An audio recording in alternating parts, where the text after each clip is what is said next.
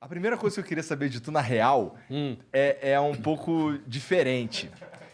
Fala. Eu vi ontem um vídeo aqui, que aquele menininho ali me mostrou, acriano. Sim. Cara, é muito engraçado. É o Bonner chamando o Showa. E aí ele fala assim, não, dá pra ver aí que o Showa tá de capacete. Ele confundiu, tá careca com capacete. Não, Que ele não, a história não é essa, não. A história não é essa, não. Essa foi Alguém te dá uma bronca uma vez, você tava sem Não, capacete. não. Teve isso? Essa história é a seguinte, isso é a Guerra da Líbia, né? E a Guerra da Líbia, os árabes, eles comemoram muito dando tiro, querido. Então, quando você está numa guerra, você tem os tiros da guerra. Você tem, no caso da Líbia, que eles estavam comemorando ali, que eles tinham expulsado o Gaddafi, isso foi 2 dias antes, ele estava todo mundo comemorando, dando tiro pro alto. E, obviamente, o que sobe, desce, lei da física. Então, o lugar onde a gente entrava ao vivo, ele não tinha teto. Então, o cara ali da Reuters, que a gente estava fazendo ao vivo lá com o equipamento da Reuters, falou, olha, se você quiser botar um capacetezinho aí enquanto você está esperando para entrar, ou quer ficar de capacete, pode ficar. Eu falei, pô, mas eu não gosto, nunca gostei dessa coisa do colete à prova de bala e do capacete para você fingir que você está num lugar mais perigoso do que você realmente está. Entendeu? Infelizmente, muito repórter faz isso. E eu acho muito ruim, porque você se afasta das pessoas. Porque quando você já chega de fora, o cara já está te vendo que você ali não é dali. Tá com um capacete, tá com um colete, você já se coloca, a minha vida vale mais do que a tua. Né? Eu tenho mais estrutura do que você tem. Então, isso já bota uma barreira entre você e a pessoa local. E eu acho que o jornalismo legal é o jornalismo falando com as pessoas. Né? Então, eu sempre evitei ao máximo usar colete. Eu deixava no carro, etc e tal. Já tomei umas bronquinhas, mas assim, eu acho que não é legal. Assim, eu acho que atrapalha mais do que ajuda. Então, eu botei o capacete antes de entrar ao vivo só.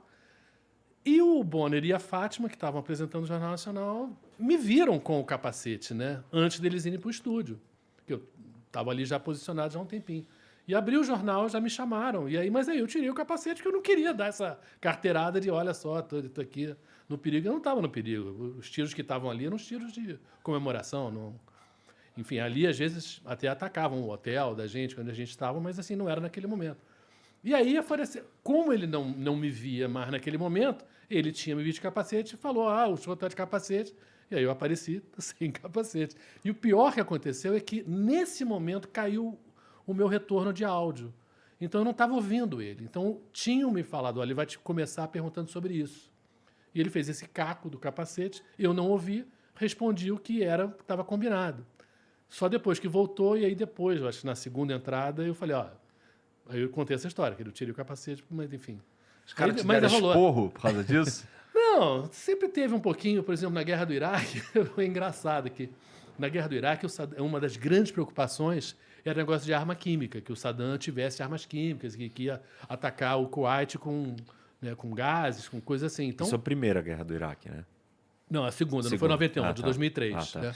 Essa preocupação de ter arma química era uma preocupação real ou era uma desculpinha? Não, era real. Porque ele tinha usado, ele tinha tido e tinha usado contra os curdos em Halabja, que era numa cidadezinha no norte do Iraque. Isso anos antes, né?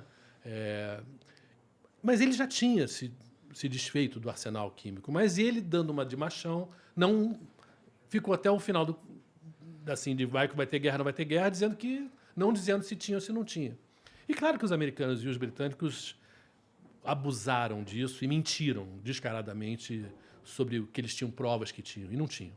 Mas havia, naquele momento ali no Kuwait, essa possibilidade. Então, havia uma pressão muito grande dos meus chefes de, compra máscara. Só que toda a população do Kuwait já tinha comprado máscara, né? Então você não achava máscara, né? Então, lá para as tantas já, antes da guerra começar, a gente ficou um tempinho no Kuwait, né?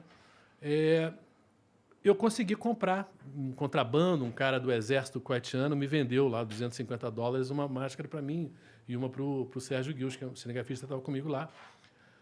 Só que um cara que eu conhecia, que estava com uma máscara boa pra caramba, uma americana, legal, que era $800. Porra! Aí eu, ao vivo no Bom Dia Brasil, eu falei, olha, finalmente me cobraram de novo da máscara, eu falei, olha, eu comprei uma máscara, mas eu acho que é de carnaval. Aí ninguém ficou... Porque eu baguncei, porque, pô, a boa é de 800, eu comprei por 250. Enfim, aí eu tomei um certo esporro aí. Porque eu te falei que tava com uma máscara de carnaval, assim, não tava levando a sério esse troço da proteção. Mas quando você fala de, não, eles estavam querendo, o jornalista ele quer usar a roupa ali, o colete, para parecer que está num lugar mais perigoso. Mas você não estava nos lugares perigosos? Não ia para os lugares perigosos? Olha, toda guerra é perigosa, sim. Isso é guerra, né? Quer dizer, você está arriscando a tua vida, sim. Mas é claro que você ir para frente de batalha é uma coisa. E eu nunca fui para frente de batalha, até porque eu acho que o papel do jornalista, não é esse. Você não está treinado para isso. 2, de verdade, jornalisticamente, o que você consegue gravar na frente de batalha? Vamos pensar assim, não vamos nem falar nem frente de batalha de guerra, que tem que falar de bomba, é outra coisa. Mas num tiroteio, aqui numa comunidade no Rio, qualquer lugar, como é que você age como repórter ou como cinegrafista? Você está, digamos, se você estiver do lado da polícia, digamos assim, né, que é o mais normal. Você se abaixa, você está não querendo levar um tiro na cara, e o teu cinegrafista, na melhor das hipóteses, consegue fazer a imagem do policial dando um tiro. Ok, beleza. O que essa imagem te diz? Que a guerra é perigosa? Quem não sabe isso? Sabe? Então, de certa maneira, o que você acrescenta como informação é tão bobo, quer dizer, é tão inútil, né? E simplesmente o quê? Não, eu estava aqui. Claro que eu tive em lugares perigosos, claro que eu tive bomba, claro. Mas eu não procuro isso.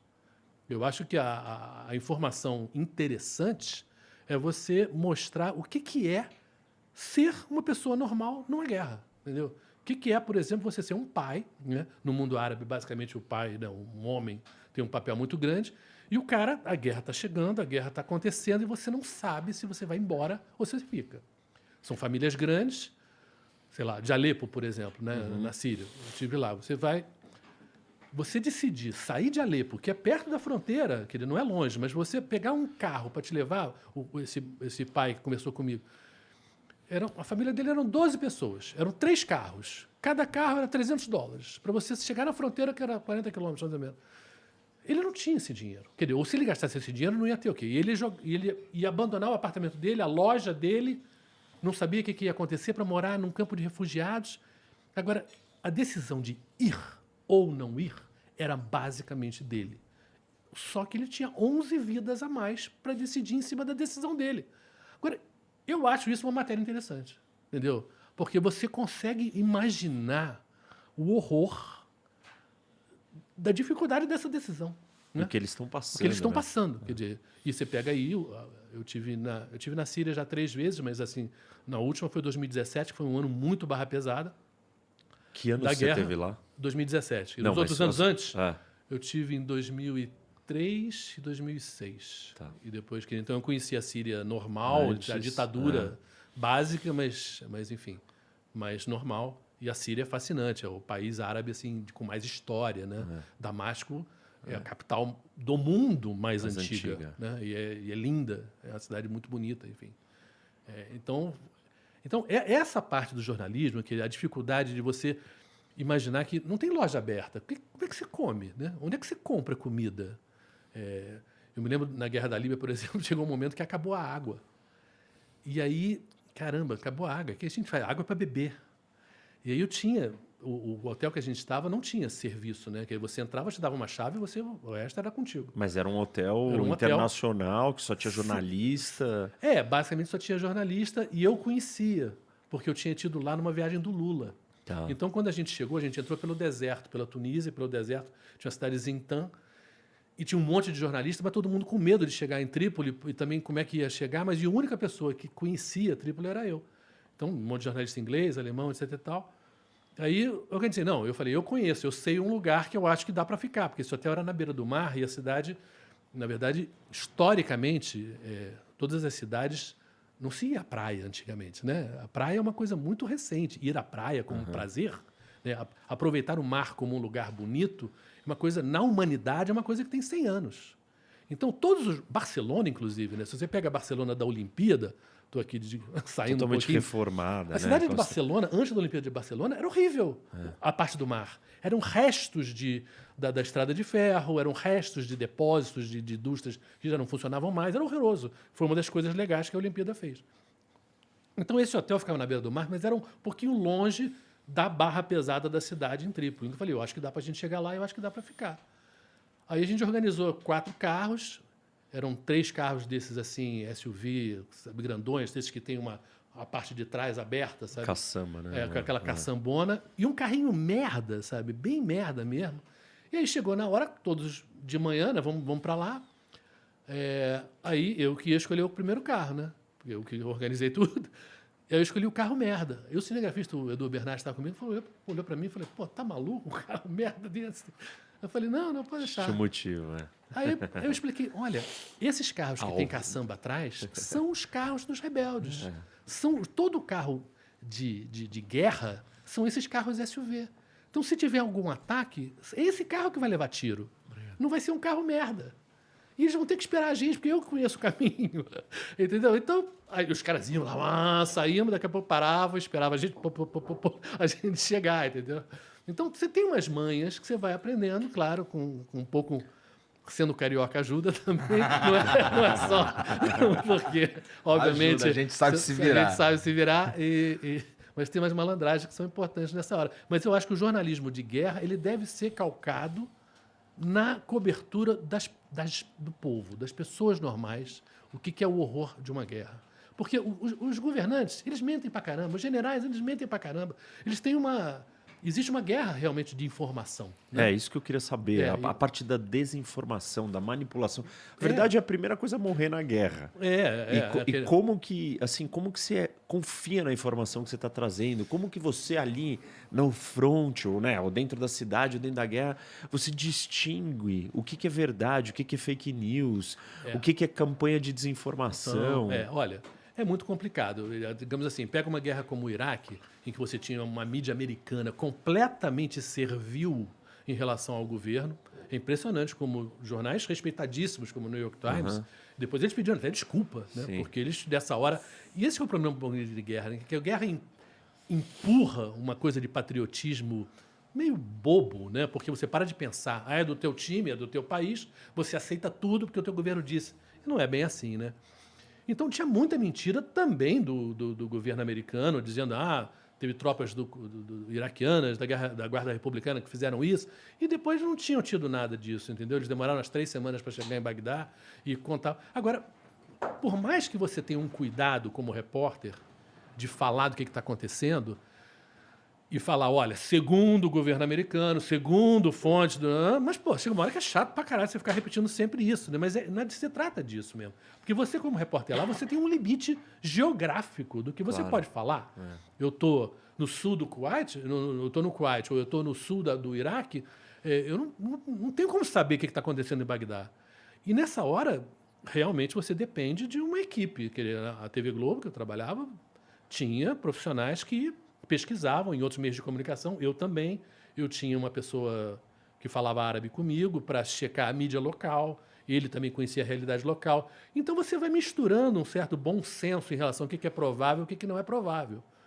E você fala para o seu público, olha, existem essas informações. Mas um dos grandes problemas do jornalismo atual, e esse gênio não volta para a garrafa, digamos assim, é o jornalismo 24 horas. O jornalismo de 24 horas impõe uma necessidade de novidades o tempo todo. Você sempre quer, na próxima vez que você entrar ao vivo, contar uma coisa que você não contou na outra vez. Então, há um assodamento, há uma pressa em você aceitar uma nova informação, porque é novo. Mas saiu no site. Eu já briguei na Globo, o neguinho falando, mas saiu no site. Eu falei, mas eu estou aqui. O site não está. Entendeu? Quem está aqui sou eu. E porque tem coisas que acontecem assim. É site que reproduz site, que reproduz site, que reproduz site. E você vai, mas quem é do site aqui? Não tem ninguém. Ninguém verificou, ninguém processou, ninguém digeriu aquilo ali, né? E guerra, na verdade, você entende mesmo com um historiador. Entendeu? Meses, anos depois, você vai saber realmente a verdade do que aconteceu. Muita coisa, o jornalismo é uma tentativa rápida, primeira, né, meio... Né, possível, né, de você contar uma história, mas não é a história real, né?